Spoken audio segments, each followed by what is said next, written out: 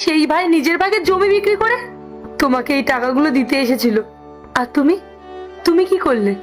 তুমি ওর সাথে একদম ঠিক করনি। ভাই অনেক কষ্ট পেয়েছে। ভুল আমারই ছিল। আমি ওর চোখে আমার জন্য ভালোবাসাটা দেখতে পাইনি। আমি শুধু ভেবেছি ওর আমার টাকার প্রতি লোভ ছিল। যা হয়েছে সেসব কথা ছাড়ো। তুমি এক কাজ করো, এই টাকাটা নাও, ধরো। এই টাকাটা গিয়ে ওকে ফেরত দিয়ে এসো। আর হ্যাঁ, ওকে আর কখনো কষ্ট দিও না, আর কখনো বুঝতেও দিও না যে ওর কেউ নেই। পায়েল, ও হয়তো বেশি দূর যায়নি। আমি এক্ষুনি গিয়ে ওর কাছে ক্ষমা চেয়ে আসি, না হলে হয়তো আমাকে সারা জীবন আফসোস করতে হবে। হ্যাঁ, যাও। ভাই, দাদা তুই, বৌদি যে আমাকে বললো তুই নাকি মিটিং এ গেছিস, বাড়িতে নেই। মিথ্যে বলেছে। আমি তো সব কথা আড়াল থেকে শুনছিলাম ভাই। মিথ্যে? কেন? তুই আমাকে মিথ্যে কথা কেন বললি? কি হয়েছে? তোর দাদার চিন্তা ভাবনা মানসিকতা অনেক নোংরা রে ভাই।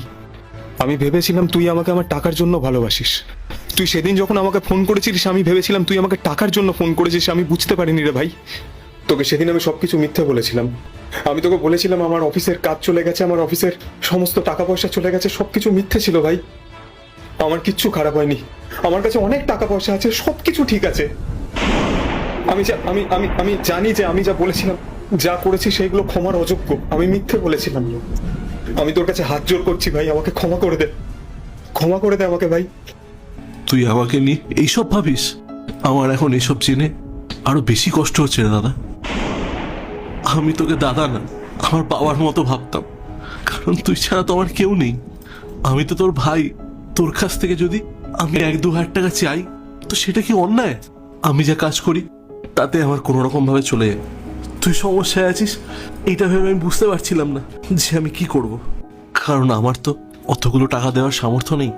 তাই সবকিছু বিক্রি বাটা করে তোকে এই টাকাগুলো দিতে এসেছিলাম, কিন্তু এসেই যে এটা শুনবো সেটা আমি কোনোদিনও ভাবতেই পারিনি। তোর এই দাদা খুব খারাপ রে ভাই। তুই আমার থেকে অনেক বেশি ম্যাচিওর। আমি মানছি আমি অন্যায় করেছি। তুই এখন এই সবকিছু বলে আমাদের সাথে এখানে থাক, তোকে আর গ্রামে ফিরে যেতে হবে না ভাই। না রে দাদা, তুই আমার থেকে বড় হোস, তুই আমার কাছে ক্ষমা চাস না। আমি এখানে থাকতে পারবো না রে। আমি গ্রামে একা থাকি, পরিশ্রম করে উপার্জন করি, আমার ওটাই ভালো লাগে। আমি খুশি আছি রে। শোন, আমি এখন আসছি। তোর যদি কোনো রকম কোনো প্রবলেম হয় তাহলে এই নিজের ছোট গরিব ভাইকে মনে করিস। ভাই আমি মানছি আমার ভুল হয়েছে, তুই আমায় ক্ষমা করে দে। আমি তোর কাছে হাত জোর করছি ভাই, তুই আমাকে ক্ষমা করে দে ভাই। ভাই ভাই আমার কথা শুনে যা ভাই। ভাই যাস না।